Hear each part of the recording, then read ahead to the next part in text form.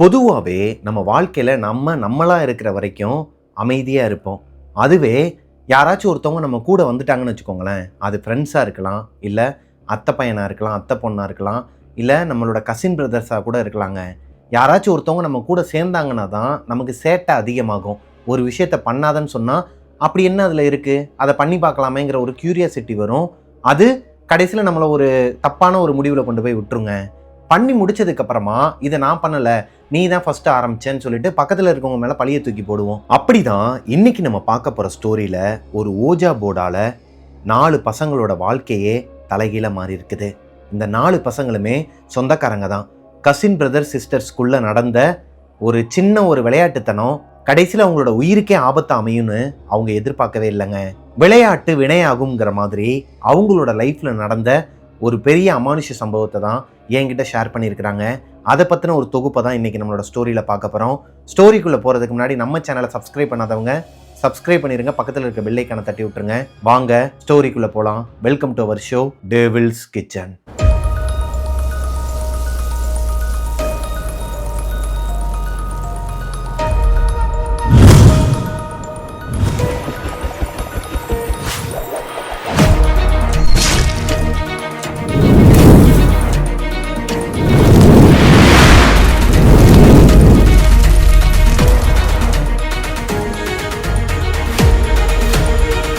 Hello ghosties, நான் உங்களோட பிரபாகரன். இன்றைக்கி நம்ம பார்க்க போகிற ஸ்டோரியை எனக்கு இன்ஸ்டாகிராமில் அனுப்பின பிரதரோட பேர் வினோத்துங்க.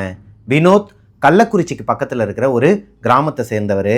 அவங்களோட கிராமத்தில் அவர் 10th ஸ்டாண்டர்ட் வரைக்கும் படிச்சிருக்கிறாரு.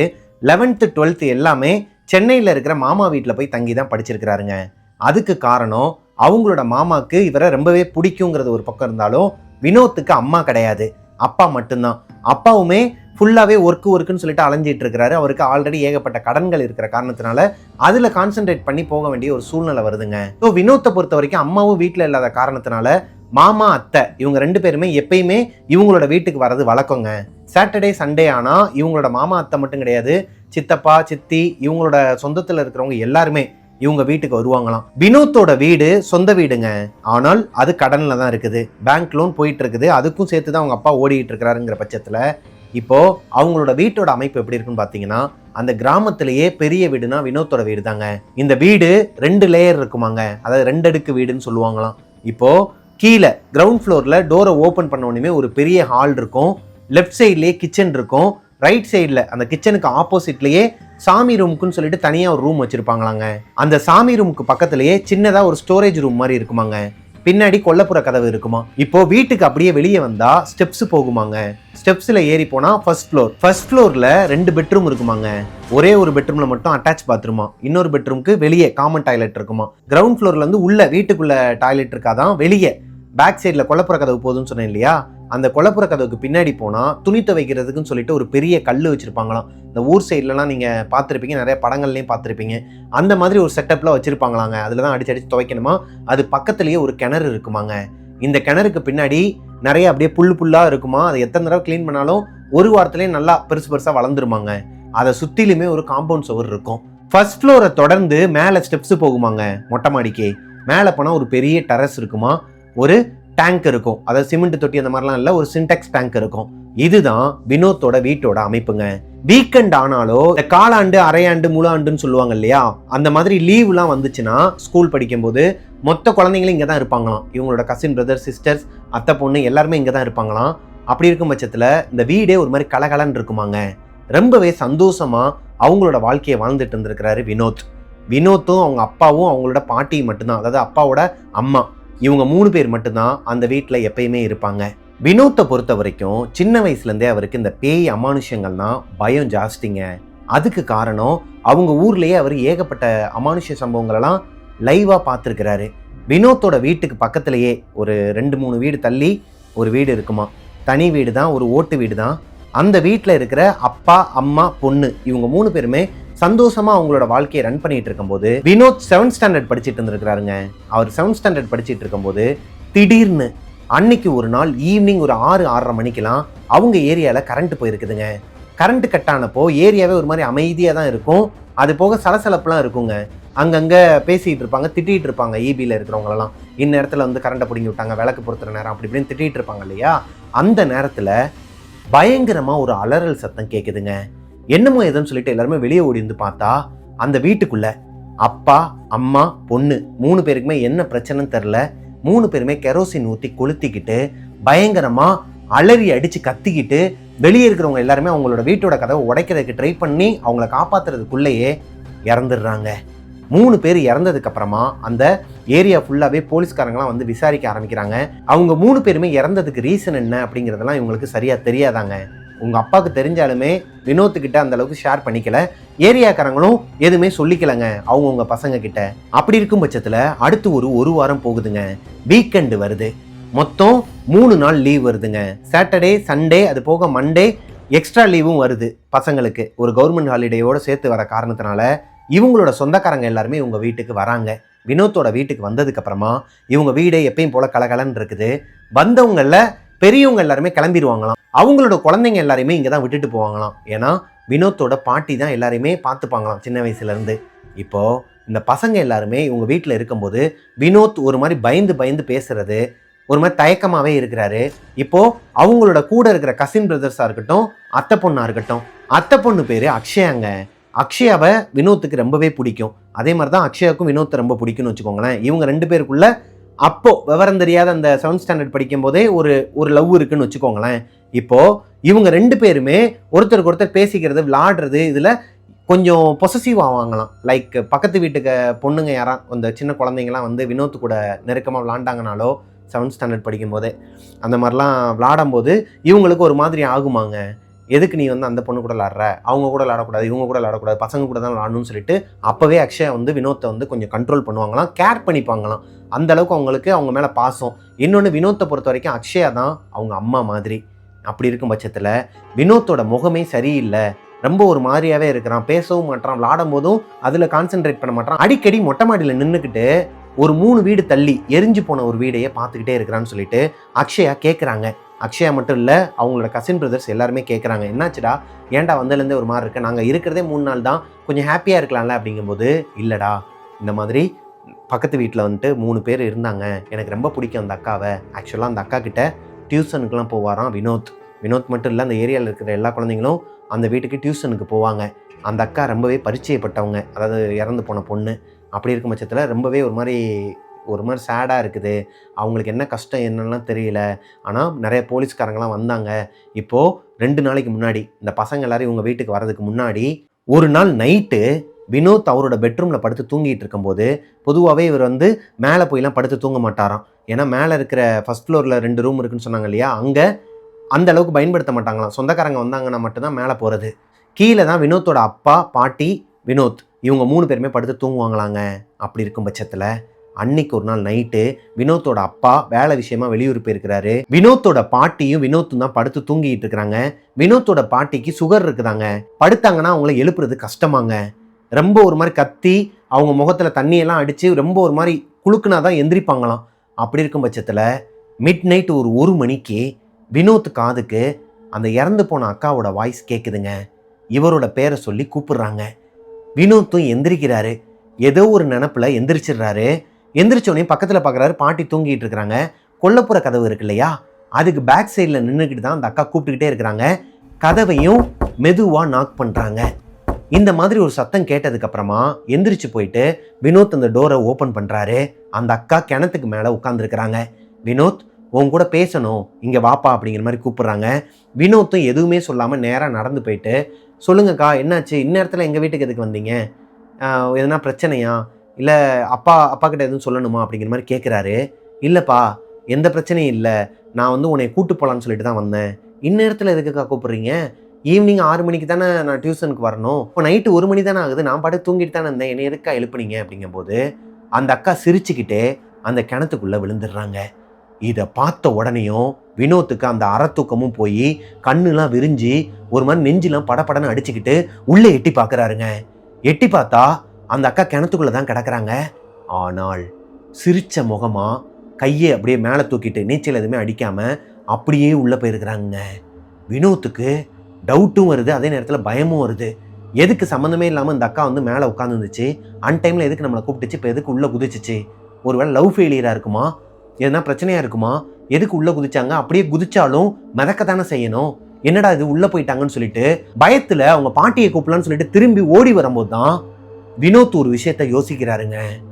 ஆஹா, இந்த அக்கா இறந்து 4 நாள் ஆச்சு. அந்த அக்கா, அப்பா, அம்மா 3 பேருமே மண்ணெண்ணெய் ஊற்றி எரிஞ்சதை எல்லாருக்குமே தெரியும், இவருக்கும் தெரியும். அப்படி இருக்கும் பட்சத்தில் எதனால இந்த அக்கா கூப்பிட்டுன்னு நம்ம வெளியே வந்தோம்னு சொல்லிட்டு இன்னும் படபடப்பாகி வேமா ஓடி வந்து அவரோட மெயின் டோரை கொல்லப்புற கதவை மூடும் போது அந்த அக்கா கிணத்துல இருந்து மேலே வந்திருக்கிறாங்க. 2 கை மட்டும் மேலே வந்திருக்குது, நனைஞ்சு போய் தண்ணி எல்லாம் கீழே கொட்டுது, பயங்கரமா சிரிக்கிற சத்தமும் கேட்குது. இதை பார்த்ததுமே கதவை லாக் பண்ணிட்டு எதுவுமே சொல்லாம வேமா ஓடி வந்து அவங்களோட பாட்டிக்கு பக்கத்துல படுத்து அவங்கள கட்டிப்பிடிச்சு தூங்கிட்டாராங்க. அவங்க பாட்டி எப்பயுமே ஒரு சுருக்கு பை வச்சிருப்பாங்களாம்.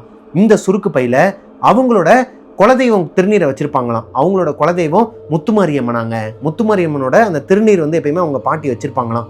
அதனாலேயே அவங்க கிட்ட ஒரு பாசிட்டிவ் எனர்ஜி இருக்குமா. அதனாலேயே வினோத்தும் அவங்க பாட்டியை இறுக்கமா கட்டிப்பிடிச்சிட்டு பேசாம படுத்து தூங்கிட்டாராங்க அவர் அறியாமலே. அடுத்த நாள் காலையில எந்திரிச்சோடனே அவங்க பாட்டி கிட்ட நடந்ததெல்லாம் சொல்றாரு. அவங்க பாட்டி கிட்ட சொன்னா அவங்க சிரிக்கிறாங்க. டேய், இதுக்கு தாண்டா நிறைய பேய் படங்கள்லாம் பார்க்கக்கூடாதுங்கிறது, நீ கேடிவியில் எதனா ஒரு பேய் படத்தை பார்த்துட்டு இப்படிலாம் உளறிக்கிட்டு இருப்ப, நீ என்ன பண்ணு, இதெல்லாம் வந்து மனசில் வச்சுக்காத, இது எல்லாமே உன்னோட பிரம்மையாக தான் இருக்கும், கனவாக கூட இருக்கலாம்னு சொல்லிட்டு அவங்களோட வேலையை பார்க்க போயிட்டாங்க. இவருமே சின்ன பையன் தான் இல்லையா, 7th ஸ்டாண்டர்ட் தான் படிக்கிறாரு. ஓகே, பாட்டி சொல்கிற மாதிரி மேபி கனவாக கூட இருக்கலாம்னு சொல்லிட்டு விட்டுறாருங்க. ஆனால் இவங்க வீட்டுக்கு வேலைக்கு ஒரு அக்காவும் வராங்க. அந்த அக்கா வீட்டுக்கு வேலைக்கு வந்ததுக்கு அப்புறமா பயங்கரமாக கத்துறாங்க. என்னமோ எதுன்னு சொல்லிட்டு இவங்க பாட்டி ஓடுறாங்க. இவரும் பின்னாடியே ஓடி போய் பார்த்தா அந்த கிணத்துக்குள்ள ரத்தமா இருந்திருக்குதுங்க. வினோத்துக்கு ஒரு மாதிரி தூக்கி போட்டிருக்குதுங்க. அவங்க பாட்டியும் ஒரு மாதிரி பார்க்குறாங்க. என்னடா அது, இந்த பையனும் கிணத்துக்குள்ள தான் அந்த பிள்ளை விழுந்ததா சொன்னான், இப்போ இந்த கிணத்துக்குள்ளேயும் இவ்வளோ ரத்தமா இருக்குதுன்னு சொல்லிட்டு அவங்களுக்கு ஒரு டவுட்டு. இப்போ ஊர்ல இருக்கிற ஆட்கள் எல்லாம் வர வைக்கிறாங்க. அவங்க பையனுக்கு கால் பண்ணி, அதாவது வினோத்தோட அப்பாவுக்கு கால் பண்ணி வினோத்தோட பாட்டி ஆட்கள் எல்லாம் வர வச்சு கிணத்தை கிளீன் பண்றதுக்கு ஆள் வராங்க. உள்ள இறங்கி பார்க்கும்போது அந்த கிணத்துல குறிப்பிட்ட ஆழம் வரைக்கும் தேடிட்டாங்க. எதனா ஒரு புறாவோ காக்காவோ இல்லை நாயோ எதுவோ எலியோ எதுவுமே உள்ள செத்து விழுகல. அப்படி இருக்கும் பட்சத்துல அந்த கிணத்துக்குள்ள இருந்து எப்படி ரத்தம் வந்துச்சு? அப்போ இது ஏதோ தப்பா இருக்கு, பையன் சொல்றது மேபி உண்மையா கூட இருக்கலாம்னு சொல்லிட்டு அந்த பாட்டிக்கே ஒரு டவுட் வருதுங்க. இப்போ அந்த கிணத்தை ஒரு வழியா கிளீன் பண்றதுக்கு ஆட்கள்லாம் செட் பண்ணி அது கிளீன் பண்றதுக்கே 1 வாரம் 10 நாள் ஆகுமாங்க. இப்போ வினோத்தோட பாட்டிக்கு பயம் வந்து முத்துமாரியம்மன் கோயிலுக்கு வினோத்தை கூட்டு போயிட்டு அங்க இருக்கிற பூசாரி கிட்ட நடந்ததெல்லாம் சொல்லும் போது அவர் இவருக்கு மந்திரிச்சு விட்டு திருநீர்லாம் பூசி விட்டு, தம்பி அந்த மாதிரி யாராச்சும் ஒருத்தவங்க உன்னை அன்டைம்ல பின்னாடி கூப்பிட்டாங்கன்னா காத்துக்கரு படிச்சுட்டு நீ அப்படிலாம் போகக்கூடாதுப்பா, பெரியவங்களோட அனுமதி இல்லாம நீ எந்திரிச்சு வெளியே போகக்கூடாது அப்படிங்கிற மாதிரி சொல்லி அனுப்புறாரு. சரின்னு சொல்லிட்டு இவரும் வந்துடுறாருங்க. இதுக்கு அடுத்த நாள் நைட்டு, அதாவது இந்த சம்பவம் நடந்த அடுத்த நாள் நைட்டும் வினோத்தோட கனவுல அந்த அக்கா வந்திருக்கிறாங்க. வினோத், நான் கூப்பிட்டா நீ வரமாட்டியா? எனக்கு உன்னை ரொம்ப பிடிக்குன்னு தெரியாதாடா கண்ணா, வா நீ என் கூடயே வந்துரு அப்படிங்கிற மாதிரி அந்த அக்கா கூப்பிடுற மாதிரியே கெட்ட கெட்ட கனவா வந்து டக்குன்னு எந்திரிச்சிட்டு வராங்க. அரண்டடிச்சு எந்திரிப்பாராம். இந்த 2 நாளுக்கு அப்புறமா தான் இவங்களோட கசின் பிரதர்ஸ், அத்தை பொண்ணு எல்லாருமே வீட்டுக்கு வந்திருக்கிறாங்க. அதனால தான் அவர் ஒரு மாதிரி கண்ணுலாம் டயர்டாக இருக்குது, அவரால் பேச முடியல, எந்த ஒரு விளையாட்டுலையுமே அவரால் கான்சென்ட்ரேட்டும் பண்ண முடியல, அந்த வீட்டையே பார்த்த மாதிரி இருக்கிறாருங்க. இவ்வளவு தானே அவன் பிரச்சனை. அதாவது இப்போ சொல்லிட்டு இருக்கிறாரு அத்தை பொண்ணுக்கிட்டையும் மற்ற கசின் பிரதர்ஸ்கிட்டையும் சொல்லிட்டு இருக்கும்போது வினோத்தோட கசின் பிரதர்ஸில் 3 பசங்க என்ன சொல்கிறாங்கன்னா, டேய் பேயின்னு ஒன்று கிடையவே கிடையாதுடா, ஃபுல் இதெல்லாம் நம்பிக்கிட்டு இருக்கியா, அதுக்கு தான் இந்த கிராமத்து சைட்லாம் நான் வரதே இல்லை அப்படிங்கிற மாதிரி ஒரு பையன் சீனை வேற போடுறான். இப்போது இந்த அத்தை பொண்ணு அக்ஷயா என்ன பண்ணுறாங்கன்னா, இப்போ என்ன பேயின்னு ஒன்று இருக்கா இல்லையான்னு சொல்லிட்டு உங்களுக்கு தெரியணும், அவ்வளோதானே. அதுக்கு என்கிட்ட ஒரு ஐடியா இருக்குது, நான் பெங்களூர்லேருந்து என்கிட்ட ஒரு பொருள் ஒன்று எடுத்துகிட்டு வந்திருக்கேன், இதெல்லாம் உங்ககிட்ட காட்டலாமா வேணாமான்னு சொல்லிட்டு ஒரு ஐடியாவில் தான் இருந்தேன். பட் இப்போது நான் எடுத்துகிட்டு வந்தது ஒரு பிரோஜனமான விஷயந்தான் அப்படிங்கிற மாதிரி யோசிக்கிறேங்கிற பட்சத்தில் ஓஜா போர்டு ஒன்று கொண்டு வந்திருக்கிறாங்க அவங்களோட ஊர்லேருந்து, அவங்க அப்பா அம்மாவுக்கு தெரியாமல். இப்போது இந்த ஓஜா போர்டை நம்ம ப்ளே பண்ணலாம், நைட்டு எல்லாருமே தூங்கட்டும். இந்த பசங்க எல்லாருமே ஃபர்ஸ்ட் ஃப்ளோரில் தான் தூங்குவாங்க, அந்த பொண்ணு மட்டும் பாட்டி கூட தூங்குவாங்களாம் கிரவுண்ட் ஃப்ளோரில். கரெக்டாக நைட்டு 12-12:30 மணிக்கு பிளான் பண்ணி மேலே வந்துரு, மொட்டை மாடியில் அதாவது டெரஸில் வச்சு நம்ம ப்ளே பண்ணலாம். உண்மையாகவே உன்னை அந்த அக்கா தான் ஃபாலோ பண்ணுறாங்களா இல்லை வேறு எதனா ஆத்மா வருதாங்கிறத நம்ம தெரிஞ்சுக்கலாம். அது மாதிரி பேயே இல்லைன்னு சொல்லிட்டு இவனுங்க சொல்கிறானுங்களே, அதுவும் உண்மையாக பொய்யாங்கிறத தெரிஞ்சுக்கலாம் அப்படிங்கிற மாதிரி அக்ஷயா சொல்லும் போது வினோத் பயப்படுறாரு. ஏன்னா வினோத்துக்கு அக்ஷயாவை ரொம்ப பிடிக்கும்.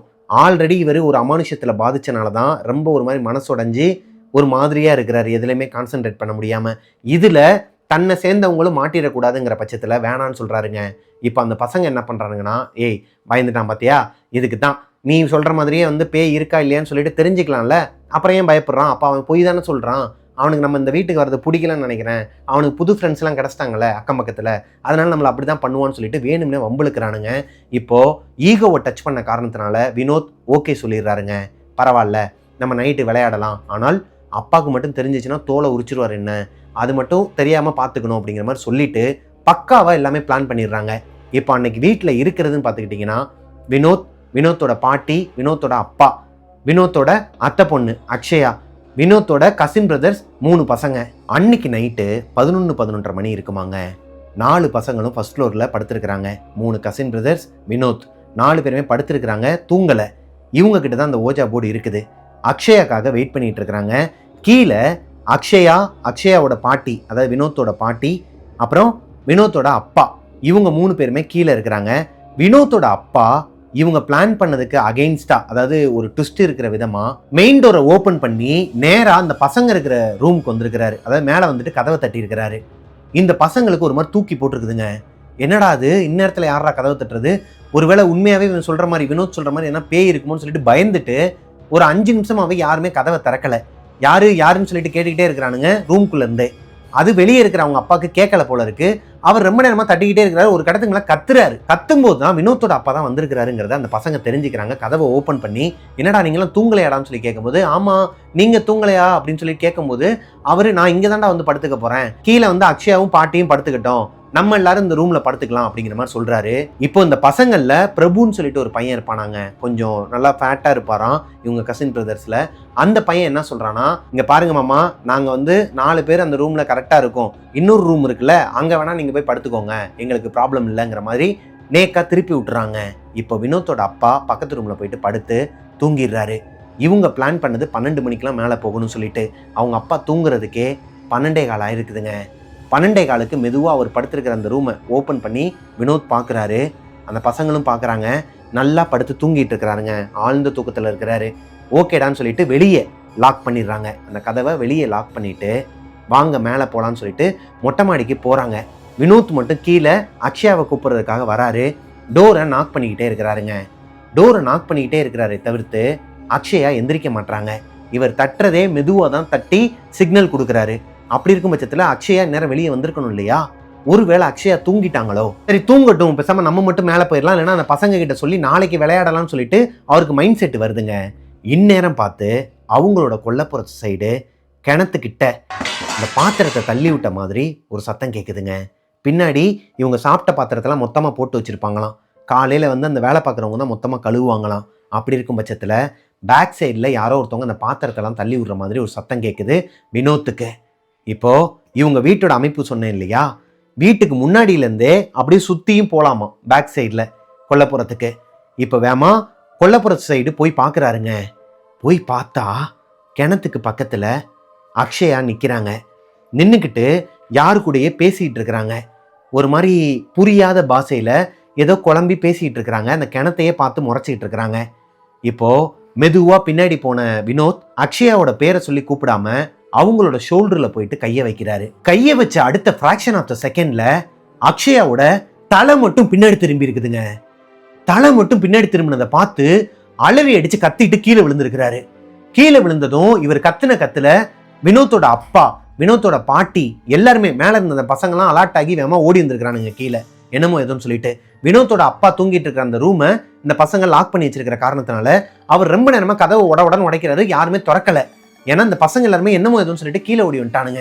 இந்த பாட்டி எந்திரிக்கவே இல்லை. இவர் கத்துல இந்த பாட்டி மட்டும் எந்திரிக்கவே இல்லையா. இப்போ அக்ஷயாவும் வெளியே வராங்க மெயின் டோரை ஓபன் பண்ணிட்டு. இப்போதான் வினோத்துக்கு ஒரு மாதிரி தூக்கி போட்டுருக்குதுங்க.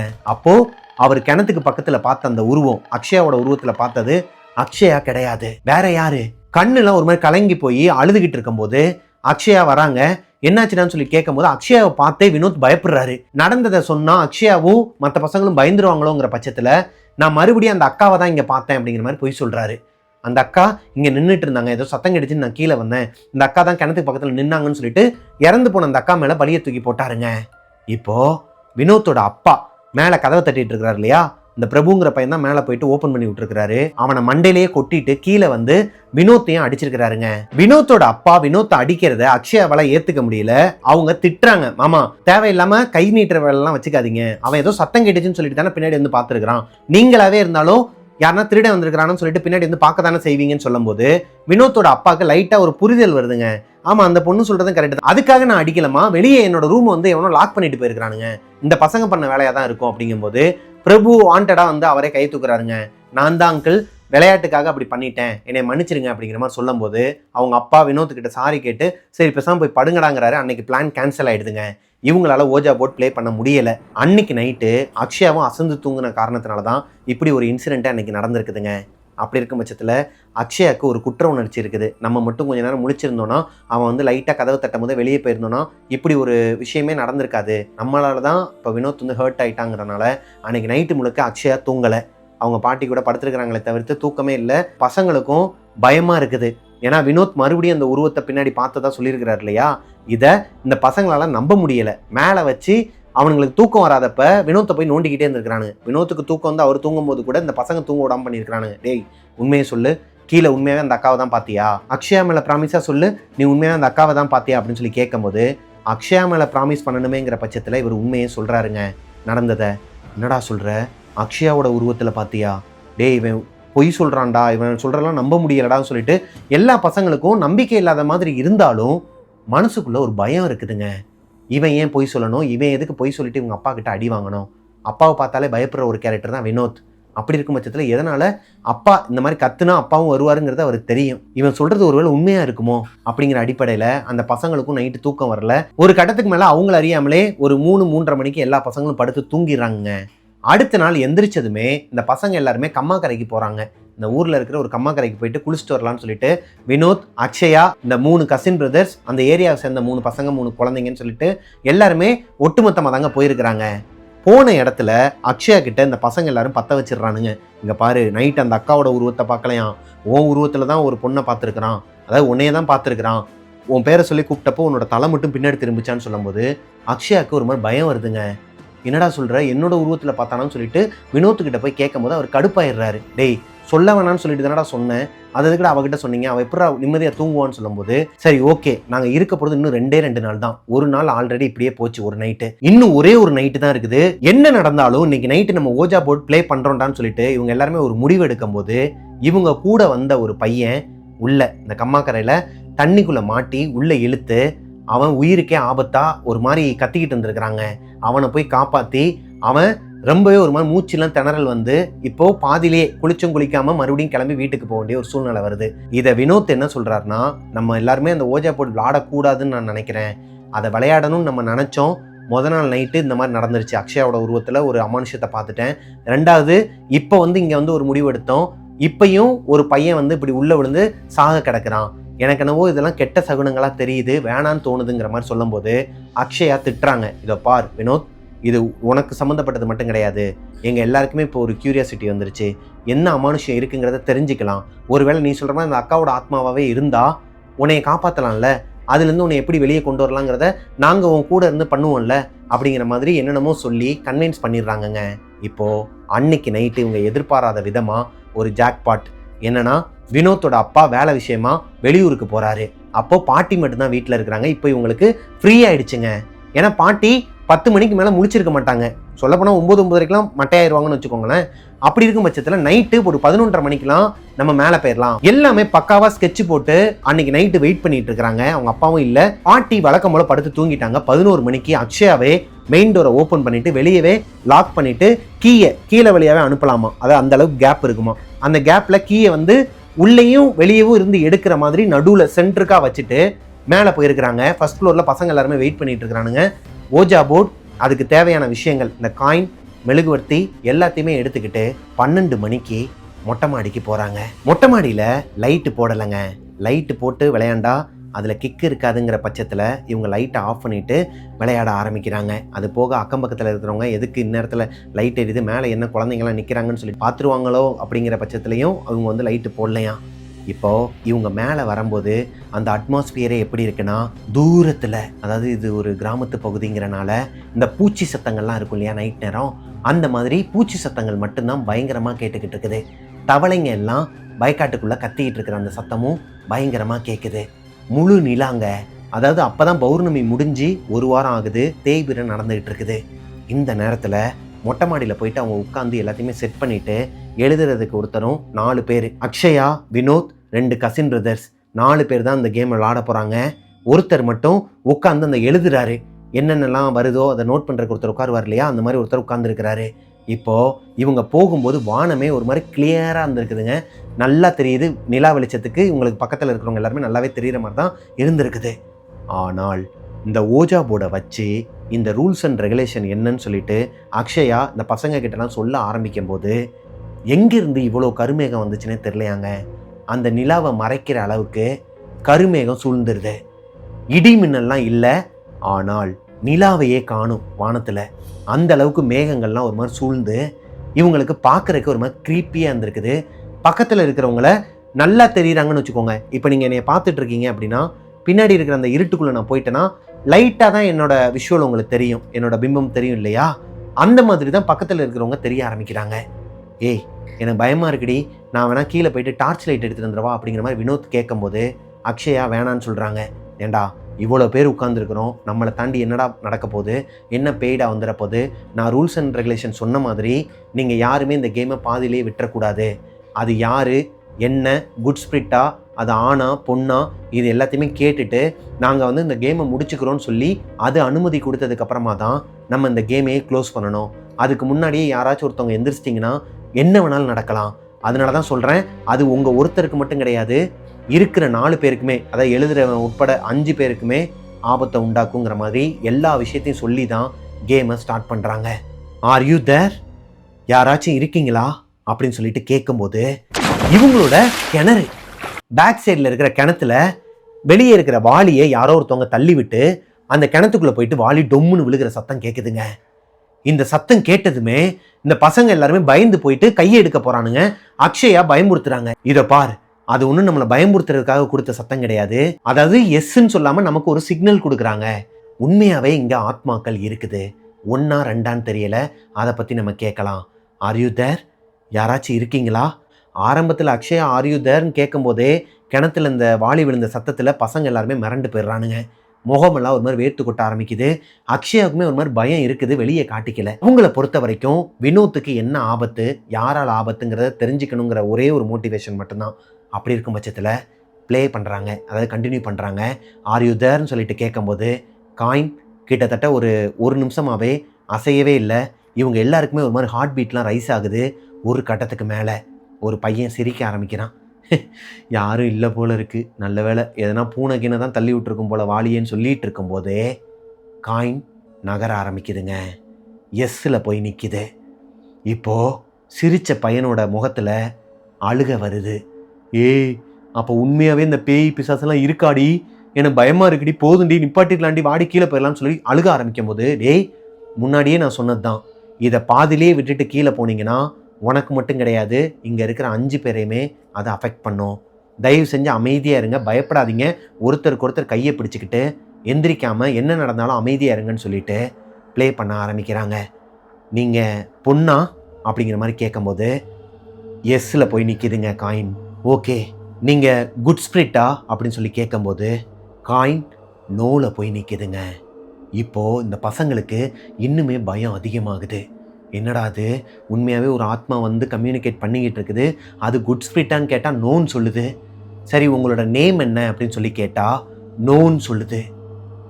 இல்லை, நாங்கள் வந்து உங்களோட பேர் தெரிஞ்சுக்கணுன்னு ஆசைப்பட்றோம், அதனால தான் உங்களை இங்கே வர வச்சோம், உங்களோட பேர் என்னன்னு சொல்லிட்டு கேட்கும்போது மறுபடியும் காயின் நோவில் போய் நிற்கிதுங்க. இப்போது இதோட ரூல்ஸ் அண்ட் ரெகுலேஷன் என்னன்னு பார்த்தீங்கன்னா, ஒரு ஆத்மா நம்ம கேட்ட ஒரு கேள்விக்கு ஆன்சர் பண்ண விருப்பம் இல்லாத பட்சத்தில் 1 தடவைக்கு 2 தடவை கேட்டு பார்க்கலாம். 3ஆவது தடவை கேட்டோன்னா அது கோபப்பட்டு நம்மளை எதனா ஒன்று பண்ணிடும் அப்படிங்கிறது ரூல்ஸ் இருக்குதாங்க. ஸோ இப்போ 3ஆவது தடவை அக்ஷயா கேட்க மாட்டேங்கிறாங்க.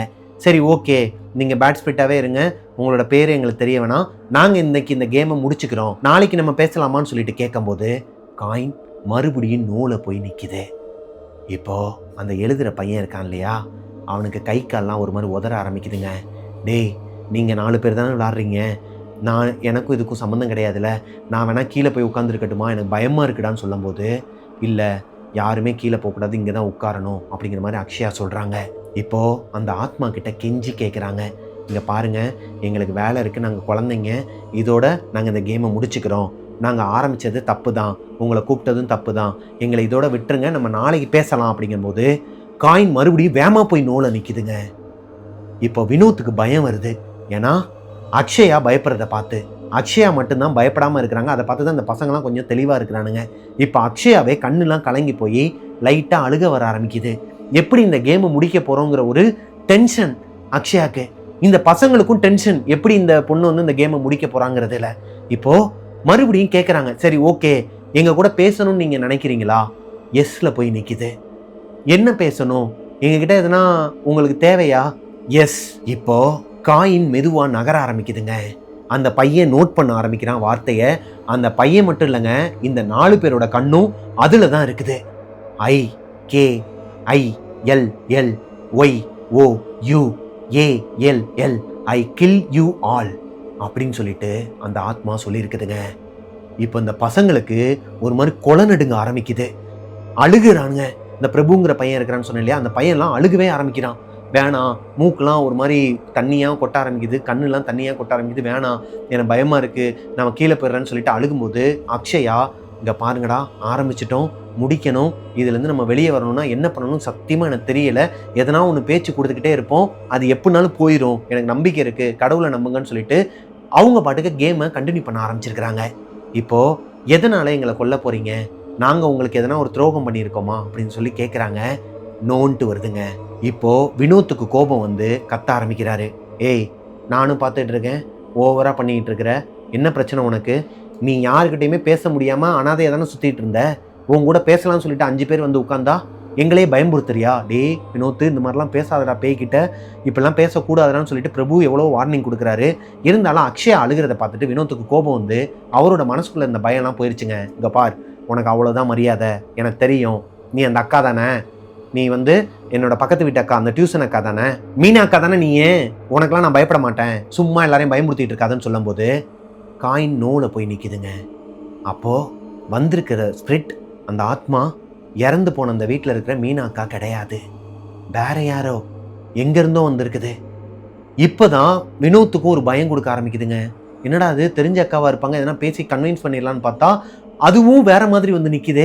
என்ன பண்ணுறதுன்னு தெரியாமல் குழப்பத்தில் இருக்கும்போது ஒரு கட்டத்துக்கு மேலே அக்ஷயா ஏங்கி அழுக ஆரம்பிக்கிறாங்க. வினோத்துக்கு வேற வழியே தெரியாமல், நீ யாரா வேணாலும் இருந்துக்கோ, என்ன வேணாலும் பண்ணிக்கோ, இதுக்கு மேலே உன்னை வந்து நாங்கள் உன் கூட வந்து நாங்கள் பேச மாட்டோம், உனக்கு தில்லு இருந்தா நீ என்னைய வந்து கொல்லு, இவங்க எல்லாரையுமே விட்டுரு, சரியா? இப்போ நான் தான் இந்த கேமை கெடுக்கிறதுக்கு காரணம், நீ சொன்ன ரூல்ஸ் அண்ட் ரெகுலேஷன் படி, அதாவது அக்ஷயா பார்த்து சொல்கிறாரு, நீ சொன்ன ரூல்ஸ் அண்ட் ரெகுலேஷன் படி இந்த ஆட்டத்தை யார் ஒருத்தர் வந்து கலைக்கிறாங்களோ அவங்கள தான் நான் முதல்ல அஃபெக்ட் பண்ணுன்னு சொன்னேன், என்னையவே அஃபெக்ட் பண்ணிக்கட்டும்னு சொல்லிட்டு கையெடுக்கிறதுக்கு ட்ரை பண்ணுறாரு. அக்ஷயா எவ்வளவோ தடுத்தும் வினோத் ஒரு மாதிரி கெத்தா, அதாவது அவருக்கு விருப்பமான ஒருத்தவங்க அழுகிறத அவரால் பார்க்க முடியலைங்கிற காரணத்தினால மொத்தமாக ஆட்டத்தை கலைச்சிடுறாங்க. கலைச்சதுக்கப்புறமா காற்று, பயங்கரமான காற்று, இந்த அளவுக்கு காற்று மொட்டை மாடியில் இவங்க போய் உட்காரும் போது அடிக்கவே இல்லை, ஒரு மாதிரி மயான அமைதியாக தான் இருந்திருக்குது. அந்த காற்றே பேய் காற்று மாதிரி அடிக்குதுங்க பயங்கரமாக இந்த சத்தத்தோட. இப்போ பயந்துட்டு எல்லாருமே வேறு வழி இல்லை, ஆல்ரெடி ஆட்டத்தை கலைச்சிட்டாரு, அந்த ஓஜா போர்டை எடுத்து அங்கனையே கிழிச்சு தூக்கி எறிகிறாருங்க பேக் சைடில். யார்? வினோத்து. எரிஞ்சிட்டு எல்லாரையுமே கூப்பிட்டுக்கிட்டு கீழே வந்துடுறாரு. இப்போது அக்ஷயாவை கீழே போய் விட்டுட்டு வந்துடுறாரு அவங்க பாட்டிக்கிட்ட. அன்னைக்கு நைட்டு முழுக்க இந்த பசங்க யாருக்குமே தூக்கமே கிடையாதுங்க.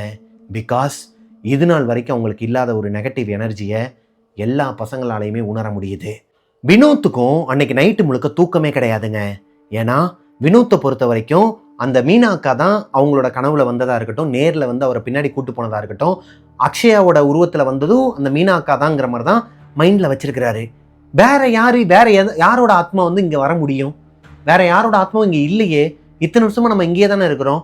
ஒருவேளை அம்மாவோட ஆத்மாவா இருக்குமா? அம்மாவோட ஆத்மாவாகவே இருந்தாலும், ஏன்னா வந்திருக்கிறது ஒரு பொண்ணோட ஆத்மா தான். ஆரம்பத்தில் நீங்கள் ஒரு பொண்ணான்னு கேட்டதுக்கு எஸ்ன்னு சொல்லுச்சு. பொண்ணோட ஆத்மானா இவங்க அம்மாவோட ஆத்மாவாக இருந்தால் எதுக்காக இந்த பசங்களை பயமுறுத்த போகிறாங்க? ஒருவேளை விளையாட்டுக்கு அவங்க எதனா பண்ணியிருப்பாங்களோ? இப்படி பல தாட்டில் அவருக்கு தூக்கம் வரலங்க. இந்த பிரபுங்கிற அந்த பையனுக்கும் மற்ற 2 பசங்களுக்கும் சுத்தமாக தூக்கம் வரல. வினோத்தையே கட்டி பிடிச்சிட்டு பக்கத்தில் படுத்துருக்குறாங்க.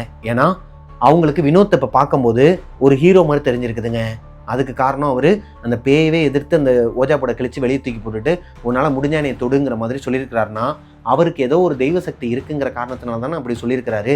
சும்மா எவனும் வாய விட மாட்டான். அவங்ககிட்ட ஏதோ ஒரு தெய்வ சக்தி இருக்குது, அவன் கூட சேர்ந்தோம்னா நம்மளும் சேஃபாக இருப்போங்கிற பட்சத்தில் இந்த 3 பசங்களும் வினோத்தை கட்டி பிடிச்சிட்டு தூங்கி இருக்கிறானுங்க. அன்னைக்கு நைட்டு, அதாவது மிட் நைட் விடிய போகுது. 3-3:30 மணி இருக்குமாங்க. வினோத்துக்கு ஏதோ ஒரு சத்தம் கேட்குது வெளியே. அந்த சத்தத்தில் டிஸ்டர்ப் ஆகி எந்திரிக்கிறாரு. இந்த 3 பசங்களுமே தூங்குறதுக்கு முன்னாடி வரைக்கும் இவரை கட்டிப்பிடிச்சு தூங்கியிருக்கிறானுங்க. தூங்குனதுக்கு அப்புறமா அங்கங்கே உருண்டு போய் கிடக்குறானுங்க. இப்போ வினோத் எந்திரிச்சு பார்க்குறாரு, எல்லாருமே நல்லா தூங்கிட்டு இருக்கிறாங்க. எந்திரிச்சு வெளியே வராரு, ஹாலுக்கு வராரு. ஃபர்ஸ்ட் ஃப்ளோரில் வந்து பார்த்தா ஹாலே ஒரு மாதிரி மயான அமைதியாக இருக்குது. மெயின் டோர் ஓப்பனில் இருக்குது.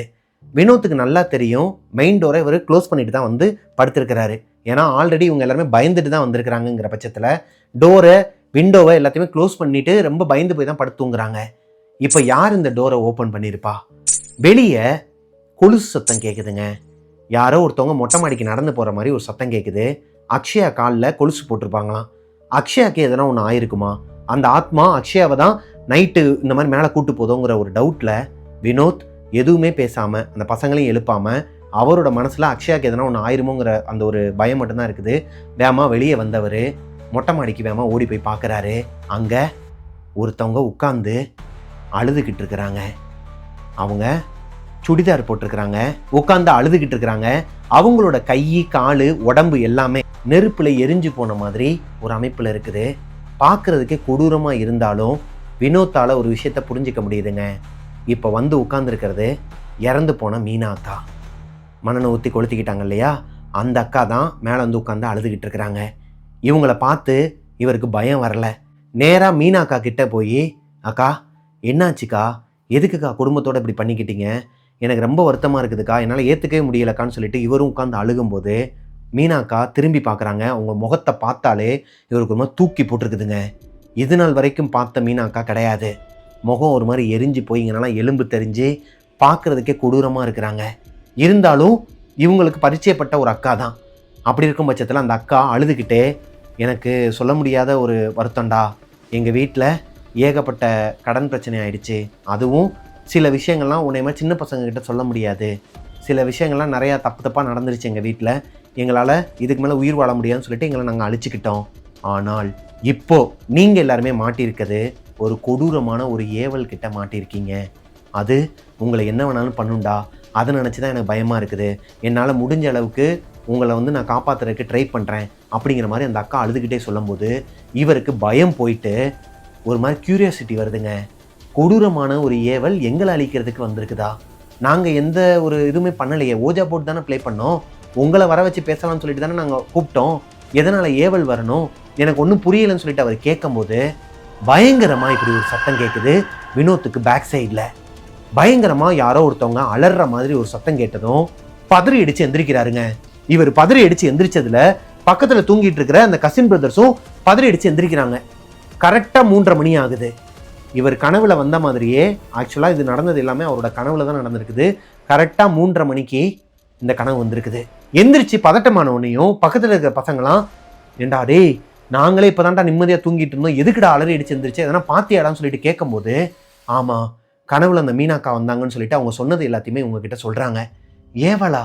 அப்படின்னா அது என்னடா ஏவல், எதுக்குடா நம்மளை வந்து பிடிக்கணும், அப்போ இந்த ஓஜா போட விளாண்டா ஏவல்லாம் வந்து பிடிக்குமா, இதை அவள் சொல்லவே இல்லையாடா அக்ஷயா, சரி வா அவளை போய் எழுப்பலாம்னு சொல்லிட்டு அந்த பசங்க எந்திரிக்கும் போது 3:30 மணி தான் ஆகுது, பேசாமல் படுத்து தூங்குங்க, காலையில் பார்த்துக்கலாம், இதுக்கு மேலே எப்படா தூங்க முடியும்னு சொல்லிட்டு அந்த பசங்க யாருமே அன்னைக்கு நைட்டு முழுக்க தூங்கலைங்க. வினோத் மட்டும் படுத்து தூங்கிட்டாராங்க. அதுவே அந்த பசங்களுக்கு கடுப்பாக இருக்குது. ஏண்டா எங்கள் தூக்கத்தெல்லாம் எடுத்துட்டு நீ எப்படா தூங்கு அப்படிங்கிற மாதிரி தான் இருந்திருக்குது. ஆனால் வினோத்தோட மனசில் என்னன்னா, நம்ம மறுபடியும் கனவுக்குள்ளே போனோம்னா அந்த அக்கா வருவாங்க, பின்னாடி அந்த சத்தம் கேட்டுச்சு இல்லையா, அது யாரு, எதனால் அந்த ஏவல் இவங்களை பின்தொடருதுங்கிறத தெரிஞ்சுக்கலாங்கிற பட்சத்தில் தான் தூக்கத்துக்கே போயிருக்கிறாரு. ஆனால் அவருக்கு கனவுல அந்த அக்கா வரவே இல்லையாங்க. நார்மலாக அவர் எங்கேயோ இருக்கிற மாதிரியும் ஏதோ ஒரு நரசிம்மர் கோயிலுக்கு வெளியே நின்றுக்கிட்டு சாமியை கும்பிட்டுக்கிட்டு அந்த நரசிம்மர் கோயிலில் இருக்கிற அந்த பெல்லை வந்து அடிச்சுட்டு ஃபுல்லாக ஒரு மாதிரி பக்தி மூட்லேயே போயிருக்குதுங்க கனவு. காலையில் எந்திரிச்சதுக்கப்புறமா அந்த பசங்க கேட்குறாங்க வேறு எதனா கனவுல வந்துச்சான்னு. நரசிம்மர் தான் என் கனவுல வந்தாருன்னு சொல்லிட்டு சொல்லும்போது அந்த பசங்களுக்கும் ஒரு மாதிரி வெக்ஸ் ஆயிடுறானுங்க. டேய் பேய் வரும் பார்த்தா என்னடா சாமி வருது, எதனா ஒன்று தெரியணும்டா, என்னடா ஏவல்லாம் என்னடாங்கிற மாதிரி ஒரு குழப்பத்திலே இருந்திருக்கிறாங்க. இப்போ அக்ஷயா அடுத்த நாள் காலையில் ஒரு 9 மணிக்கு மொட்டை மாடிக்கு வராங்க. இந்த பசங்க எல்லாருமே ஒன்று கூடி நடந்த விஷயத்தெல்லாம் பேசுகிறாங்க. அவங்களோட கனவுலையும், அதாவது அக்ஷயாவோட கனவுலையும் மீனாக்கா வந்தது மட்டும் இல்லாமல் இப்போது வினோத் முதல்ல பார்த்தார் இல்லையா, கீழே போயிட்டு அக்ஷயாவை கூப்பிட போகும்போது அக்ஷயா வந்து அந்த கிணத்துக்கிட்ட நின்றுட்டு இருக்கும்போது இவர் போய் ஷோல்டரில் கை வைப்பார், டக்குன்னு அவங்களோட தலை மட்டும் திரும்பி பார்த்தாங்கன்னு சொன்னார் இல்லையா, அதே கனவு. ஆனால் அக்ஷயா இடத்துல வினோத் நிற்கிறாரு அந்த கிணத்துக்கு பக்கத்தில். இப்போது பின்னாடி கூப்பிடுற இடத்துல அக்ஷயா இருந்திருக்கிறாங்க. இப்போ ஒரு விஷயம் உங்களுக்கு புரிய வருதுங்க, அந்த கிணத்துல தான் சம்திங் ராங், ஏதோ ஒன்று இருக்குது. முதல்ல வினோத்தை அந்த அக்கா கனவுல இல்லை நேரில் வந்து கூப்பிடும்போது கொல்லப்புறத்தில் அந்த கிணத்துக்குள்ளே தான் குதிச்சாங்க. குதிச்சதுக்கு அப்புறமா தான் வினோத்துக்கு அந்த கிணத்து மேலே கான்சென்ட்ரேஷனே போச்சு. அப்படி இருக்கும் பட்சத்தில் அந்த கிணத்துல எதையாச்சும் யாராச்சும் கலந்துருப்பாங்களா? வீட்டுக்குள்ளே இருக்கிற ஆட்கள்னு பார்த்தீங்கன்னா பாட்டி, எக்ஸ்ட்ரா வேலை பார்க்குற அந்த அக்கா மட்டும்தான் தவிர்த்து இவங்க வீட்டுக்குள்ளே வேறு யாருமே வர்றதுக்கு வாய்ப்பு கிடையாது. ஆனால் அந்த கிணத்துக்குள்ளே வேறு என்னமோ இருக்குது அப்படிங்கிறது மட்டும் இவங்களுக்கு தெரிய வருதுங்க. அது என்னங்கிறத தெரிஞ்சுக்கிறதுக்காக இவங்க பாட்டிக்கிட்டலாம் போயிட்டு உட்காந்து கேட்குறாங்க குழந்தைங்களாம். பாட்டி எங்களுக்கு எதனா பேய் கதை சொல்லுங்கள் அப்படிங்கிற மாதிரி சொல்லி உட்காரும் போது அந்த பாட்டி என்னென்னமோ கதைகள்லாம் சொல்கிறாங்க. அந்த ஊரில் இப்படி நடந்துச்சான், இந்த ஊரில் இப்படி நடந்துச்சான், அப்படி இப்படிலாம் சொல்லும்போது பாட்டி அதெல்லாம் விடுங்க, உங்கள் வாழ்க்கையில் எதனா நடந்திருக்கும்ல, இப்போ இந்த வீட்டிலேயே எதனா நடந்திருக்கும்ல, அந்த கிணத்துக்குள்ளே எதனா இருக்கும்ல அப்படிங்கிற மாதிரி கேட்கும்போது அந்த பாட்டிக்கு ஒரு மாதிரி கண்ணுக்கு நல்லா விரிஞ்சு, என்னடா பேசுகிறீங்க, இப்படியெல்லாம் பேசக்கூடாது, இருக்கிற இடத்துல நெகட்டிவ் எனர்ஜியை வந்து நம்மளே வர வைக்கக்கூடாது, பேசாமல் போங்கன்னு சொல்லிட்டு அவ்வளோ நேரம் காமாக இந்த பசங்க கேட்க கதை சொல்லிட்டு இருந்த அந்த பாட்டி திடீர்னு கோபமாகிறத பார்த்த அந்த பசங்களுக்கு நல்லாவே தெரியுது, இந்த பாட்டி ஏதோ ஒரு விஷயத்த மறைக்குது, இந்த பாட்டிக்கு தெரிஞ்சிருக்குது அந்த கிணத்துக்குள்ளே ஏதோ ஒன்று இருக்குது அப்படிங்கிறது தெரிஞ்சிருதுங்க. ஆனால் இந்த பசங்களுக்கு டைம் கிடையாது. ஈவினிங்காக ஒரு 4-4:30 மணிக்கெல்லாம் எல்லாருமே கிளம்பி அவங்கவுங்களோட ஊருக்கு போயிடுறாங்க. பெங்களூருக்கு, சென்னைக்குன்னு சொல்லிட்டு எல்லாருமே அவங்கவுங்களோட ஊருக்கு அவங்கவுங்களோட பேரண்ட்ஸ் வந்துடுறாங்க, கூப்பிட்டுட்டு காரில் கிளம்பிடுறாங்க. இப்போ வீட்டில் வினோத் மட்டும்தான் இருக்கிறாரு அவங்க பாட்டி கூட. அக்ஷயா, வினோத்தோட அந்த கசின் பிரதர்ஸ், இவங்க எல்லாருக்குமே மனசே கிடையாதுங்க. யோசிச்சு பாருங்க, இப்போ ஒரு லீவுக்கோ இல்லை ஒரு சும்மா உங்களோட வீட்டில் எதனா ஒரு ஃபங்க்ஷன் இருக்கும்போது நீங்கள் உங்களோட அத்தை பையனோட வீட்டுக்கோ இல்லை கசின் பிரதரோட வீட்டுக்கோ போயிட்டு இப்படி ஒரு சுச்சுவேஷன் உங்களுக்கு வந்து இருந்தால் உங்களுக்கு எப்படிங்க இருக்கும்? என்னதான்டா நடந்துச்சு, அந்த கிணத்துக்குள்ள அப்படி என்னதான் இருக்குது, இவங்க எல்லாருக்கும் என்ன ஆகும், எதனா ஆயிடுமா அப்படிங்கிற ஒரு பயம் இருக்கும் இல்லையா? அந்த மாதிரி தாங்க எல்லாருக்குமே மனசே இந்த வீட்டில் தான் இருக்குது, இந்த கிணத்துக்குள்ளே தான் இருக்குது. இப்போது வினோத் என்ன பண்ணுறாருன்னா அவங்க பாட்டிக்கிட்ட போயிட்டு நடந்தது எல்லாத்தையுமே ஓப்பனாக சொல்கிறாரு. பாட்டி நீ சொல்லுவியோ சொல்ல மாட்டியோ அது உன்னோட விருப்பம், ஆனால் இந்த வீட்டில் நாங்கள் பண்ண அந்த விஷயத்தெல்லாம் உங்ககிட்ட சொல்லிடுறோம், அப்படியாச்சும் ஒரு கேர் வந்து எங்ககிட்ட சொல்லுவியான்னு சொல்லிட்டு நான் இதை உங்ககிட்ட சொல்கிறேன்னு சொல்லிட்டு நடந்த எல்லா விஷயங்களையும் சொல்கிறாரு. அக்ஷயா உருவத்தில் ஒரு அமானுஷத்தை பார்த்தது, மேலே மொட்டை மாடியில் போயிட்டு இவங்க விளாடும்போது எரிஞ்சு போன மீனாக்கா இவரோட கனவுல வந்தது, அக்ஷயாவோட கனவுல இவர் வந்தது, இது எல்லாத்தையுமே சொல்லியிருக்கிறாருங்க. சொன்னதுக்கப்புறமா அந்த பாட்டி ஒரு மாதிரி கண்ணெல்லாம் கலங்கி போயிட்டு வினோத்தோட அம்மாவை போயிட்டு கையெடுத்து கும்பிட்டுட்டு அவங்களோட சாமி ரூம்லேருந்து விபூதியெல்லாம் எடுத்து பூசிட்டு இவருக்கும் விபூதியை பூசி விட்டுட்டு அவங்களோட பையனுக்கு கால் பண்ணுறாங்க. அதாவது வினோத்தோட அப்பாவுக்கு கால் பண்ணுறாங்க. கால் பண்ணதுக்கப்புறமா அவர் எங்கேருந்தோ ஒரு கார் எடுத்துகிட்டு வராரு. அதாவது அவரோட ஃப்ரெண்டுக்கிட்ட இருந்து கார் வாங்கிட்டு வீட்டுக்கு வராரு.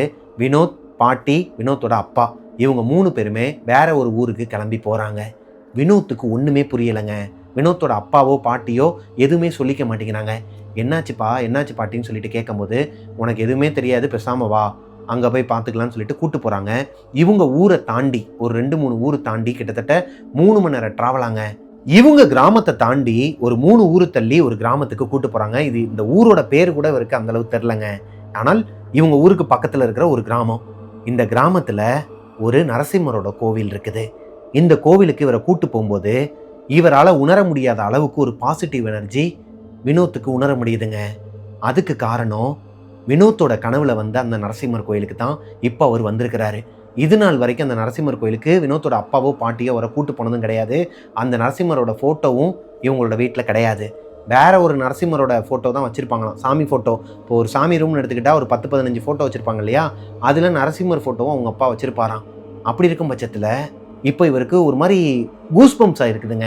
கனவுல பார்த்த அந்த கோவிலுக்கு இவர் கனவுல பார்த்த மாதிரியே அதே கோவிலில் வந்து பெல் அடிக்கிறாரு, அதே சாமியை கும்பிட்றாரு. அப்போது அந்த கடவுள் ஆல்ரெடி இவருக்கு முன்னாடியே காட்டிருச்சா இந்த இடத்துக்கு நீ வரப்போறங்கிறத. அந்த கோவிலுக்குள்ள போயிட்டு சாமி கும்பிட்டுட்டு அங்க இருக்கிற ஒரு பூசாரி ஒருத்தர்கிட்ட இவங்க அப்பா போயிட்டு தனியா பேசுறாருங்க.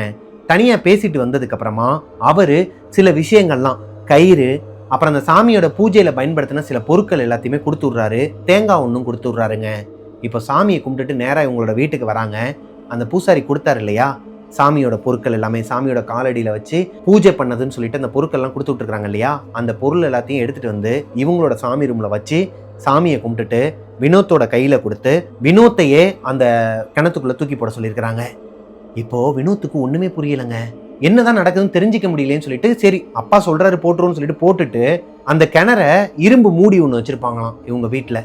அந்த மூடி எடுத்து மூடிட்டு மேலே ஒரு கல்லை தூக்கி வச்சுட்டு நேராக இவங்களோட வீட்டுக்குள்ளே வந்துட்டாங்களாங்க. அன்னைக்கு அவங்க அப்பா கிட்டையும் பாட்டிக்கிட்டையும் ஒரு என்ன நடந்துச்சுன்னு சொல்லி கேட்கும்போது எல்லாத்தையுமே நாளைக்கு காலையில் சொல்கிறேன், அது வரைக்கும் அமைதியாக இருன்னு சொல்லிட்டு பேசாமல் விட்டாங்களாம். அன்னைக்கு நைட்டு முழுக்க அந்த கிணற மூடி வச்சிருக்கிறாங்க இல்லையா கல் போட்டு, அதுக்குள்ளேருந்து அந்த கிணத்துக்குள்ளேருந்து பயங்கரமாக அலறல் சத்தமும் மேலே இருக்கிற அந்த மூடியை போட்டு உடைக்கிற சத்தமும் கேட்டிருக்குதுங்க. நைட்டு முழுக்க இவருக்கு தூக்கமே கிடையாதான் வினோத்துக்கு. அவங்க பாட்டியும் தூங்கவே இல்லை. எப்பயுமே வெள்ளனையும் தூங்குற அந்த பாட்டி தூங்காம முழிச்சிருக்கிறாங்க. இதுவே இவருக்கு ஒரு மாதிரி ஆச்சரியமா இருந்திருக்குது, அமானுஷமா இருந்திருக்குது. இப்போ அடுத்த நாள் காலையில் எந்திரிச்சதுமே வினோத்தோட அப்பாவும் பாட்டியும் ஒரு கதையை சொல்ல ஆரம்பிக்கிறாங்க. ஆக்சுவலா வினோத்தோட அம்மா இறந்ததுக்கு காரணம் வினோத்தோட அம்மாவோட சொந்தக்காரங்களும் அவங்கள பெத்த அப்பா அம்மாவும் தானாங்க. அவங்க அம்மா அப்பாவுக்கு, அதாவது வினோத்தோட அம்மா இருக்கிறாங்க இல்லையா, அவங்களோட கதையை இப்போ சொல்ல ஆரம்பிக்கிறாங்க. என்னன்னா வினோத்தோட அம்மாவுக்கு அவங்களோட அப்பா அம்மா ரொம்பவே ஆசையாக வீட்டுக்கு ஒரே பொண்ணுன்னு சொல்லிட்டு வளர்த்துட்டு இருக்கிறாங்க. அவங்க ரொம்பவே கேஸ்ட் பார்க்குறவங்க, ரொம்பவே இந்த பணக்காரங்களா பழகிறதே வந்து பணக்காரங்க கூட தான் நீ பார்த்து பழகணும் அப்படிங்கிற மாதிரியான ஒரு கேரக்டராங்க. இப்போது வினோத்தோட அம்மா இவரை, அதாவது வினோத்தோட அப்பாவை ராம வந்து லவ் பண்ணுறாங்க. வினோத்தோட அம்மா லக்ஷ்மி நரசிம்மருங்கிற சாமிக்கு ஒரு மிகப்பெரிய பக்தையாங்க.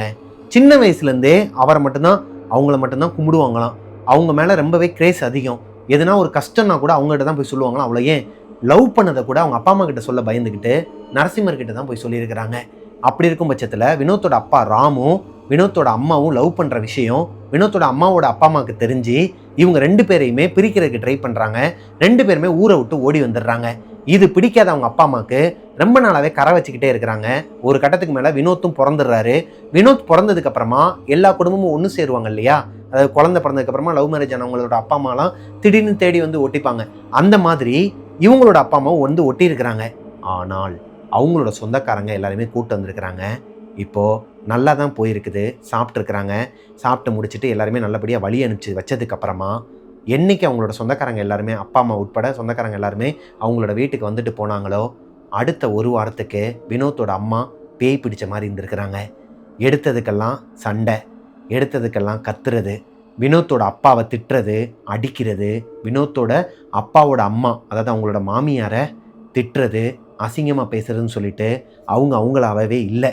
இது வினோத்தோட அப்பாவும் தாங்கிக்கிறாரு, அவங்களோட அம்மாவும் தாங்கிக்கிறாங்க. ஏன்னா வினோத்தோட அம்மாவோட உடம்புக்குள்ளே வேற ஏதோ இருக்குங்கிறத அவங்களால உணர முடியுது. எவ்வளவோ இடங்களுக்கு அவங்கள கூட்டு போயிட்டு மந்திரிச்சு விட்டு கயிறு கட்டினாலும் எதுவுமே வேலைக்கு ஆகலை. ஒரு தர்காவுக்கு கூட்டு போகும்போது அங்கே இருக்கிற ஒரு பாய் சொல்கிறாரு, இவங்களோட உடம்புக்குள்ளே ஏவலை திணிச்சிருக்கிறாங்க. இவங்களை சேர்ந்தவங்க யாரோ ஒருத்தவங்க தான், ரத்த பந்தம்னு பார்த்தீங்கன்னா அவங்களோட அப்பாவும் அம்மாவும் மட்டும்தான், இவங்க கூட பிறந்தவங்க யாருமே கிடையாதுங்கிற பட்சத்தில் அப்போ தான் இவங்களாலேயே உணர முடியுது பெத்த தாயும் தகப்பனுமே இந்த மாதிரி பண்ணியிருக்கிறாங்கிற பட்சத்தில் என்ன பண்ணுறதுன்னு தெரியாமல் அந்த பாய் சொன்ன விஷயங்கள் எல்லாத்தையுமே உங்கள் வீட்டில் கடைபிடிக்க ஆரம்பிக்கிறாங்க. கொஞ்சம் கொஞ்சமாக அவங்க அம்மா நார்மல் ஆகி வர ஸ்டேஜில் அந்த பாய் ஒரு ஆக்சிடெண்ட்டில் இறந்துட்டாருங்கிற ஒரு செய்தி இவங்க வீட்டுக்கு வருது. அவர் இறந்ததுக்கப்புறமா இவங்களுக்கு இன்னும் பயம் வருது. அப்போது இவங்க அம்மாவை காப்பாற்றுறதுக்கு வேறு யார்கிட்டே ஹெல்ப் கேட்டு போனால் அவங்களையுமே அந்த ஆத்மா கொன்றுது, அந்த ஏவல் வந்து கொன்றுது அப்படிங்கிற மாதிரி இவங்களுக்கு மைண்ட் செட் ஆகிடுதுங்க. என்ன பண்ணுறதுனே தெரியாமல் இருந்தப்போ தான் ஒரு நாள் ஒரு சாமியார் எங்கேருந்து வந்தார்னே தெரியலை, திடீர்னு இவங்களோட வீட்டுக்கு வெளியே வந்து நின்றுக்கிட்டு அவர் நரசிம்மர் ஃபோட்டோலாம் வச்சுக்கிட்டு திருவோடு ஏந்திக்கிட்டு வருவாங்க. வீட்டுக்கு வெளியே வந்து கேட்பாங்க இல்லையா, அந்த மாதிரி ஒருத்தர் வந்து திருவோடு ஏந்திக்கிட்டு எனக்கு கொஞ்சம் சாப்பாடு இருந்தால் கொடுங்க அப்படிங்கிற மாதிரி கேட்குறாரு. அப்போது எங்கள் வீட்லேயே நிலமை சரியில்லையா, பேசாமல் போங்கன்னு சொல்லிட்டு அந்த பாட்டி வெளியே உட்காந்துருக்கும்போது சொல்லும்போது அந்த சாமியார் சிரிச்சுக்கிட்டே, ஆத்தா என் பசியை முதல்ல நீ நிறச்சனா உனக்கான சொல்யூஷனை நான் சொல்லுவேங்கிற மாதிரி சொல்கிறாரு. அந்த பாட்டிக்கு இவரை பார்த்தோன்னே ஒரு தெய்வீக கடாச்சமாக இருந்திருக்குது. சாப்பாடை எடுத்துகிட்டு வந்து அவருக்கு போட்டுட்டு, ஏன்னா இந்த மாதிரி கெட்ட போட்டு திருட்டு வேலைகளும் பண்ணுவாங்க ஒரு சிலர். அந்த மாதிரி ஆட்கள் யார்கிட்டையும் ஏமாந்துடக்கூடாதுங்கிற பட்சத்தில் வெளியவே உட்கார வச்சு சாப்பிட வச்சு பார்த்துட்டு இருக்கும்போது அவர் சொல்லியிருக்கிறாருங்க, இங்கேருந்து ஒரு 2 ஊர் கடந்து வந்தேன்னா அங்கே ஒரு கோவில் இருக்கும். யாரோட கோவில்? இதோ இந்த நரசிம்மரோட கோவில் தான். லக்ஷ்மி நரசிம்மரோட கோவிலுக்கு நீ போயிட்டு அந்த அம்மாவை கூட்டு போ. அந்த அம்மாவை கூட்டு போனேன்னா அவங்க உடம்பு சரியாயிரும் அப்படிங்கிற மாதிரி சொல்லி எல்லா விஷயங்களையும் சொல்லிட்டு போயிட்டாருங்க. வினோத்தோட பாட்டியும் அவங்க பையனுக்கு கால் பண்ணி, அதாவது வினோத்தோட அப்பாவுக்கு கால் பண்ணி, இந்த மாதிரி ஒரு விஷயம் இருக்குதான், இங்கே நம்மளோட பொண்ணை கூட்டு போய் பார்த்தோன்னா சரியாயிருவாடா அப்படிங்கிற மாதிரி சொல்லும்போது அவரும் சந்தோஷமாக அங்கேருந்து கிளம்பி வந்துட்டு இருக்கிற அந்த நேரத்தில் இந்த பாட்டி இருக்கிறாங்க இல்லையா, பாத்ரூமில் குளிச்சிட்டு இருக்கும்போது வெளியே யாரோ ஒருத்தவங்க தாப்பால் போட்டிருக்கிறாங்க. இது யார் என்னங்கிறது யாருக்குமே தெரியலைங்க இப்போ வரைக்குமே. வெளியே யாரோ ஒருத்தவங்க தாப்பால் போட்டாங்க. வினோத் கை குழந்தை அவரு தொட்டில கிடக்கிறாருங்க. அவரு பயங்கரமா அழுகிற சத்தம் கேட்டு இந்த பாட்டி கதவை திறக்கிற ட்ரை பண்றாங்க. கதவை யாரோ ஒருத்தவங்க லாக் பண்ணியிருக்கிறாங்க. ஒருவேளை இவங்களோட மருமக தான் லாக் பண்ணியிருப்பாங்கங்கிறத அவங்க தெரிஞ்சுக்கிறாங்க. குழந்தை எதுனா ஒன்று பண்ண போகிறாளோ, அவளோட உடம்புக்குள்ளே இருக்கிற அந்த ஏவல் எதுனா ஒன்று பண்ணிருமோங்கிற பட்சத்தில் கதவை போட்டு உடனே உடைக்கிறாங்க. அவங்களால அந்த அளவுக்கு ஸ்ட்ரெயின் பண்ணி உடைக்க முடியலைங்க. இந்த நேரம் பார்த்து கிணத்துக்குள்ளே யாரோ ஒருத்தவங்க குதிச்ச சத்தம் கேட்குது. கொஞ்ச நேரத்துக்கு அப்புறமா வினோத்தோட அப்பா வீட்டுக்கு வராரு. வந்ததுக்கப்புறமா வீடே தலைகீழ மாறி இருக்குங்க. வினோத்தோட அம்மா கிணத்துக்குள்ளே குதிச்சு இறந்துட்டாங்க. அவங்களுக்கு ஒரு சொல்யூஷன் இருக்குன்னு தெரிஞ்சுமே அவங்கள அந்த ஏவல் கொன்றுச்சு. அவங்க கிணத்துல விழுந்து இறந்துட்டாங்க. வினோத் அழுதுகிட்டு இருக்கிறாரு கை குழந்தையா. அவரை இந்த பாட்டி தூக்கி வச்சு இதை பார்க்க வேணாம்னு சொல்லிட்டு ஓரமாக கொண்டு போயிடுறாங்க. அவங்க அம்மாவுக்கு உண்டான சடங்குகள் எல்லாத்தையுமே பண்ணி முடிச்சுட்டு இதுக்கப்புறமா அவங்களோட வீட்டாளுங்க யாருமே இங்கே வரக்கூடாதுங்கிற பட்சத்தில் அவங்களோட சாவுக்கு வந்த, அதாவது வினோத்தோட அம்மாவோட அப்பா அம்மா இருப்பாங்க இல்லையா, அவங்க வந்திருக்கிறாங்க இவங்களோட சாவுக்கும். யாருமே இங்கே வரக்கூடாதுன்னு சொல்லிட்டு அவங்க அப்பா அருவாள் எடுத்து பெரிய சண்டைலாம் போட்டு அவங்க எல்லாரையுமே விரட்டி விட்டுறாரு. இப்போது அவங்களோட வீட்டில் வினோத்தோட அப்பா, வினோத்தோட பாட்டி, இவங்க 3 பேர் மட்டும்தான். ஆனால் அந்த கிணத்துக்குள்ளேருந்து அமானுஷ்ய சத்தங்களும் பயங்கரமாக யாரோ ஒருத்தவங்க சிரிக்கிற சத்தமும் யாரோ ஒருத்தவங்க இந்த வீட்டையே சுற்றி சுற்றி வர மாதிரியான உணர்வும் இவங்களுக்கு இருந்திருக்குது. அப்போ தான் வினோத்தோட பாட்டி சொல்கிறாங்க இந்த நரசிம்மர் கோயிலை பற்றி. யாருனே தெரியாத ஒருத்தர் வந்து ஐடியா கொடுத்துட்டு போனார். ஒருவேளை அன்னைக்கு நீ வீட்டில் இருந்திருந்தனா உடனே இந்த பொண்ணை கூட்டிட்டு நம்ம அங்கே போயிருந்தோன்னா இன்றைக்கி அவள் உயிரோடு இருந்திருக்கலாம். இன்றைக்கி அவளை இழந்துட்டோம், இந்த குழந்தைய இழந்துடக்கூடாதுங்கிற பட்சத்தில் இப்போது அந்த சாமியார் சொன்ன அந்த கோவிலுக்கு வினோத்தை கை குழந்தையாக இருக்கும்போது தூக்கிட்டு போயிட்டு அந்த நரசிம்மருக்கு நேர்ந்து விட்டுடுறாங்க. அதாவது ஒரு சாமிக்கு ஒரு குழந்தைய நேர்ந்து விட்டாங்க அப்படின்னா அவங்கள எந்த ஒரு அமானுஷ்ய சக்தியும் நெருங்காது, எந்த ஒரு ஏவலோ எந்த ஒரு பில்லி சூனியமோ நெருங்காது. அவங்க கண்ணுக்கு வேணால் தெரியுமே பட்சத்தில் அவங்கள எதுவுமே பண்ண முடியாதாங்க. அப்படி இருக்கும் பட்சத்தில் வினோத் இப்போது நரசிம்மருக்கு நேர்ந்து விட்ட ஒரு குழந்தைங்க. இதுக்கு மேலே அவருக்கு என்ன வேணும்? உன்னைய வந்து யாராலையும் பின்னாடி நெருங்கவே முடியாது, உன்னை எதுவுமே பண்ண முடியாதுன்னு சொல்லிட்டு அவங்க பாட்டி நடந்த விஷயங்கள் எல்லாத்தையுமே சொல்லி முடிக்கிறாங்க. சொல்லி முடிக்கும் போது வினோத்துக்கே ஒரு மாதிரி கூஸ் பம்ப்ஸ் ஆகுதுங்க. இப்போதான் வினோத்துக்கு எல்லா விஷயங்களுமே தெரிய வருது. இதுக்கப்புறமா அவர் எந்த ஒரு அமானுஷ்யத்துக்கோ எதுக்குமே பயப்படுறது கிடையாதான். பிகாஸ் அவர் நரசிம்மரோட பக்தருங்கிற ஒரு காரணத்தினால. இப்போது இந்த விஷயத்த அவங்களோட அத்தை பொண்ணான அக்ஷயா கிட்டையும் அந்த கசின் பிரதர்ஸ் கிட்டையும் சொல்லும் போது அந்த பசங்களும் ரொம்பவே ஒரு மாதிரி திகைச்சு போயிருந்துருக்கிறாங்க. அடுத்த லீவுக்கு இவங்க வீட்டுக்கு வரும்போது இவங்க பாட்டியே உட்கார வச்சு இந்த கதைகள் எல்லாத்தையும் சொல்லி அந்த குழந்தைங்க எல்லாருக்குமே ஒரு தைரியத்தை வர வச்சிருக்கிறாங்க. இதுக்கப்புறமா அவங்களோட வீட்டில் எந்த ஒரு அமானுஷமோ அசம்பாவிதமோ நடக்கலையாங்க. ஸோ அவ்வளோதாங்க. வினோத் என்கிட்ட அவரோட வாழ்க்கையில் நடந்த அந்த அமானுஷ சம்பவத்தை ஷேர் பண்ணியிருந்தாரு. ரொம்பவே ஒரு மாதிரி கூஸ் பம்ப்ஸாக இருந்துச்சுங்க இந்த ஸ்டோரி கேட்கும் போதே. இதை உங்ககிட்ட என்னோட ஸ்டைலில் நரேட் பண்ணி முடிச்சிட்டேன். இந்த ஸ்டோரி உங்களுக்கு பிடிச்சிருக்குன்னு நம்புறேன். பிடிச்சிருந்துச்சுன்னா லைக் பண்ணிடுங்க. உங்களோட வாழ்க்கையிலையும் எதனா ஒரு அமானுஷங்கள் நடந்திருக்குது, அதை என்கிட்ட ஷேர் பண்ணணும்னு நினச்சிங்கன்னா பிரபாகரன் அஃபிஷியல் மிஸ்டர் பிரபாகரன்ங்கிற இன்ஸ்டாகிராம் ஐடிக்கும் ஃபேஸ்புக் ஐடிஸும் நான் கீழே கொடுக்குறேன். எனக்கு வந்து இன்பாக்ஸ் பண்ணுங்கள். மிஸ்டர் பிரபாகரன் யூடியூப் சேனலை சப்ஸ்கிரைப் பண்ணிடுங்க. பக்கத்தில் இருக்க பெல் ஐக்கானை தட்டி விட்டுருங்க. அண்டு ஸ்பாட்டிஃபைல நம்மளோட டெவில்ஸ் கிச்சனில் வரிசையாக வீடியோஸ் எல்லாமே வந்துகிட்டு இருக்குது டெய்லி அப்லோட்ஸில். ஸோ ஸ்பாட்டிஃபைல டெவில்ஸ் கிச்சனை ஃபாலோ பண்ணாதவங்க ஃபாலோ கொடுத்துருங்க. அண்ட் கீழே வந்து டிஸ்கிரிப்ஷனில் லிங்க் கொடுக்குறேன், போய் ஃபாலோ கொடுங்க. கூடிய சீக்கிரமாகவே நம்ம ஸ்பாட்டிஃபைல 10,000 ஃபாலோவர்ஸை அச்சீவ் பண்ண போகிறோம். ஸோ சீக்கிரமாக ஃபாலோ பண்ணாதவங்க எல்லாருமே ஃபாலோ பண்ணி சப்போர்ட் பண்ணுவீங்கிற நம்பிக்கையில் இன்றைக்கான கதையை நான் முடிச்சுக்கிறேன். நெக்ஸ்ட் ஸ்டோரியில் மீட் பண்ணலாம். Tata, bye bye.